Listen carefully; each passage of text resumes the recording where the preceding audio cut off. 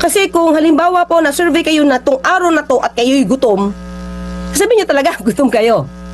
Hindi po ba? So dapat ang pag-survey ay hindi parang isang beses lang, hindi one time lang sa taong ito. Dapat the same people will be the same people na survey before na ito yung abot o level ng kagutuman nila. Dahil ba sa tulong ng gobyerno, naibsan ba yung gutom nila, nagbago ba, nag-improve?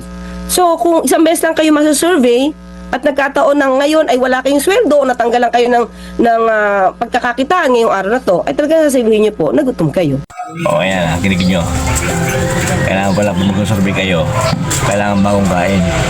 Kung survey kayo ngayon at gutom sila, balik kayo bukas, siguraduhin yung bagong kain. Malay nyo, magbago yung resulta.